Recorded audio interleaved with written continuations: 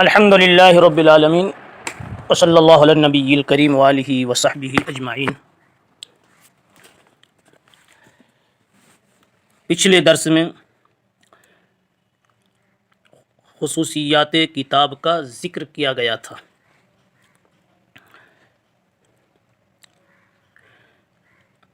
آج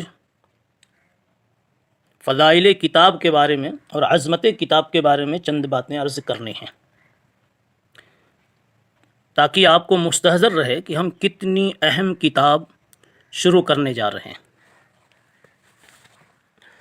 اور کتنی متبرک اور مقدس کتاب اللہ نے پڑھنے کا موقع نصیب فرمایا ہے۔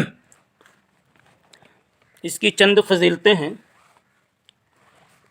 ایک فضیلت تو یہ ہے کہ امام بخاری رحمۃ اللہ علیہ نے اس کتاب کے لکھنے کے وقت میں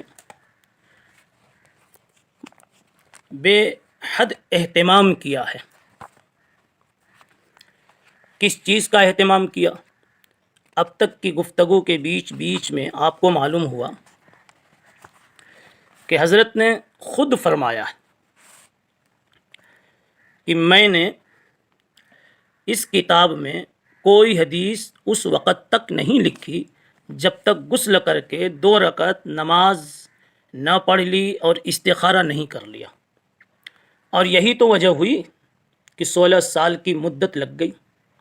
صرف لکھنا ہوتا اور تو ایسا مضبوط حافظہ جس انسان کے پاس ہو تو چند مہینوں میں فرصت کر لیتا، مگر 16 سال لگنے کی بنیاد یہی ہے کہ جب ارادہ فرماتے ہیں، اور اس بات کے راوی اور اس کے نقل کرنے والے امام بخاری رحمۃ اللہ علیہ کے ایک خاص شاگرد جن کی روایت تھے اور جن کے نسخے سے ہم نے بخاری شریف یہ حاصل کی ہے، محمد ابن یوسف فربری، انہوں نے یہ فرمایا ہے کہ حضرت نے ہر حدیث کے پیچھے غسل کیا، استخارہ کیا اور پھر انشراح صدر کے بعد حدیث کو لکھا۔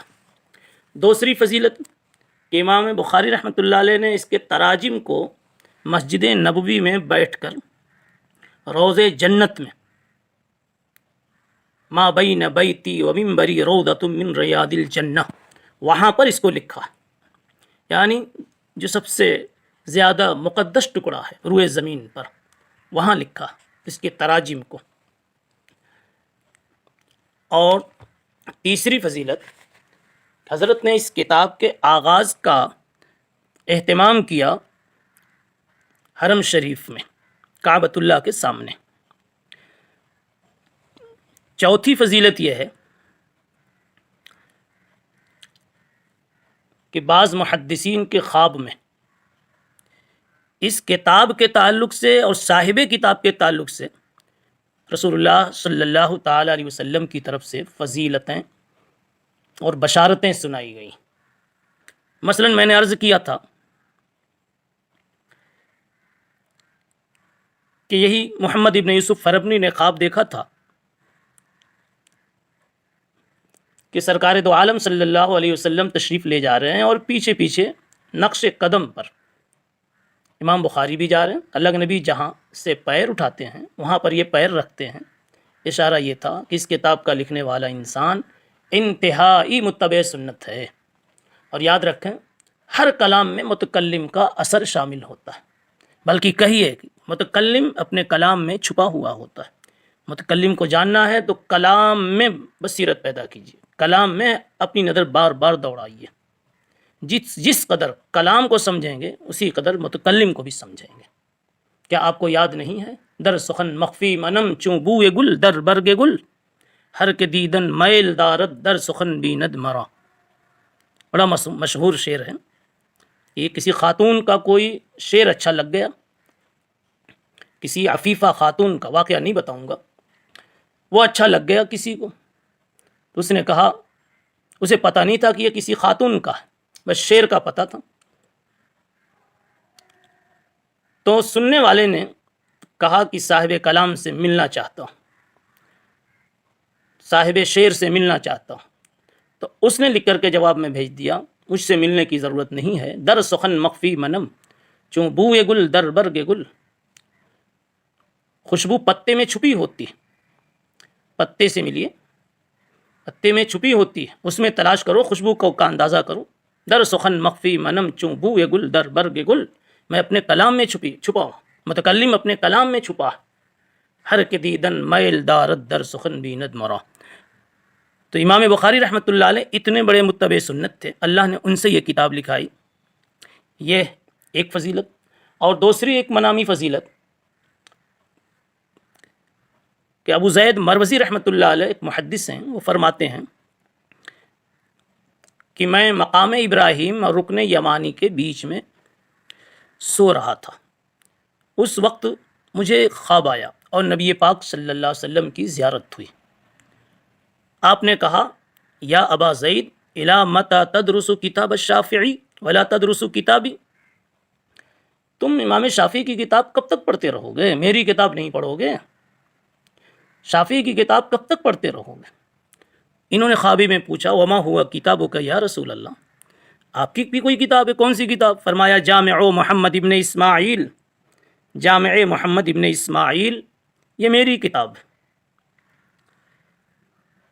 کیا کہنے اس کتاب کے اور اس کتاب کے مقدر کے، جس کی نسبت ہو گئی جناب محمد رسول اللہ صلی اللہ علیہ وسلم کی طرف، اور وہ بھی اتنی پختہ نسبت اور پختہ انداز میں نسبت کہ اللہ کے نبی فرماویں کہ یہ میری کتاب ہے۔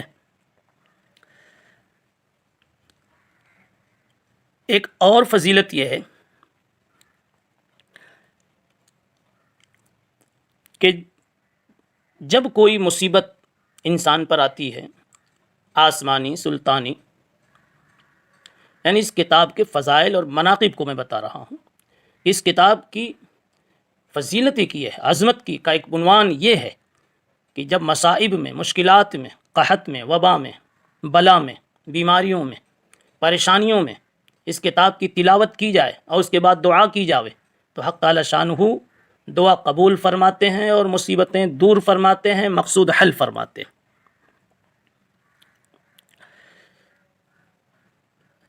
علامہ جمال الدین ایک محدث ہیں، وہ اپنے استاذ سید اصیل الدین رحمۃ اللہ علیہ سے نقل فرماتے ہیں کہ انہوں نے فرمایا کہ میں نے تقریباً 120 مرتبہ اس کا تجربہ کیا ہے کہ جس مقصد سے بھی کتاب پڑھی ہے اللہ نے اس مقصد کو پورا کیا۔ اس واقعے کو آپ اشعۃ اللمعات کی پہلی جلد میں پا سکتے ہیں۔ حاصل یہ ہے اس کتاب کی بڑی فضیلتیں ہیں، اور ایک بات اور یاد رکھیں، خود امام بخاری رحمۃ اللہ علیہ نے اپنی اس کتاب کے تعلق سے شاید انہی سب فضیلتوں اور بنیادوں پر مبنی ایک بات کہی، اپنی کتاب کے تعلق سے ایک بات فرمائی، کہتے ہیں وجعلت کتابی ھذا حجۃ فیما بینی و بین اللہ، اس کتاب کو میں نے اپنے اور اللہ کے درمیان حجت بنا دیا، یعنی اللہ تعالیٰ قیامت کے دن اگر مجھ سے کسی مسئلے میں باز پرس کریں گے اور میں کسی گناہ میں پکڑ جاؤں گا، کسی حساب میں اٹک جاؤں گا، تو میں یہ کتاب یعنی صحیح بخاری کھول کر حضرت اقدس جل جلالہ کی خدمت میں پیش کر دوں گا، اللہ کو صحیح بخاری کا یہ چہرہ دکھا دوں گا، اس کتاب کی برکت سے اللہ کا غضب رحمت میں تبدیل ہو جائے گا، اس کتاب کو حجت بناؤں گا اور اپنی بخشش کرواؤں گا، اس کتاب کو ذریعہ بناؤں گا اور اللہ کی رحمت حاصل کروں گا۔ اتنی سارے فضائل اس کتاب کے ہیں۔ یہ ایک عنوان تھا کتاب کے مناقب اور کتاب کے فضائل۔ بخاری شریف کی برکتیں محدثین نے اس حد تک بتلائی ہیں کہ اگر کشتی کا سفر ہو اور کشتی میں بخاری شریف رکھی ہوئی ہو تو اور اتفاق سے کشتی کے اس سفر میں موج میں طغیانی آ جاوے اور ہلاکت و بربادی کی شکل بن جاوے تو محض بخاری شریف کے اس نسخے کی برکت سے اللہ تعالیٰ اس ہلاکت سے بچا لیتے ہیں۔ اس عنوان پر شاہ عبدالعزیز محدث دہلوی رحمۃ اللہ علیہ نے بستان المحدثین میں ذرا تفصیل سے لکھا۔ اسی طریقے سے الحتہ فی ذکر صحاح الستہ، الحتہ میں بھی اس عنوان پر آپ کو اچھی گفتگو ملے گی۔ شاہ عبدالعزیز محدث دہلوی رحمۃ اللہ علیہ نے بخاری شریف سے وباؤں کے ٹلنے اور بلاؤں کے دور ہونے کے بارے میں یہ لکھا ہے کہ تاتاری فتنہ جب بڑی تیزی سے بڑھ رہا تھا اور اسلامی ممالک کو 7ویں صدی میں یہ تہس نہس کرتا جا رہا تھا اور اس کی یہ ہلاکت انگیزی خونریزی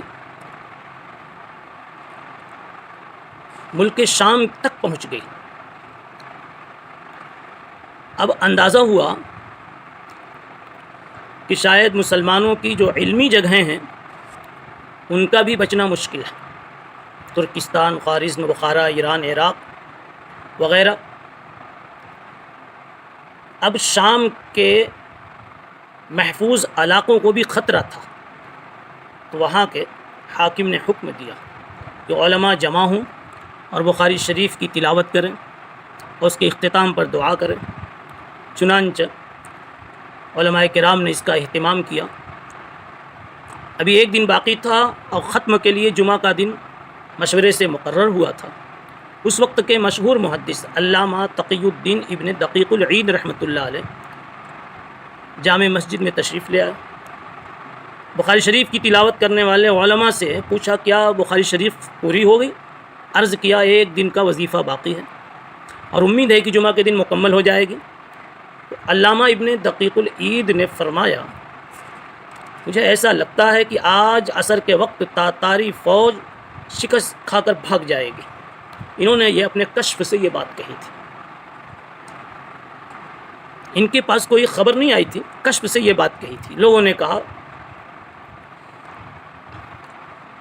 کیا اس کا لوگوں میں اعلان کر دیا جائے؟ حضرت نے اجازت دی کہ جاؤ جی اعلان کر دو۔ بہرحال اعلان کر دیا گیا، اور وہ زمانہ تو فون کا تھا نہیں۔ چند دنوں کے بعد جب ڈاک آئی ہے تو حضرت کا یہ کشف صحیح ثابت ہوا کہ تاتاری قوم نے جو پڑاؤ ڈالا تھا اور وہ یومن فیومن وقتاً فوقتاً ساعتاً فساعتاً اسلامی ممالک کو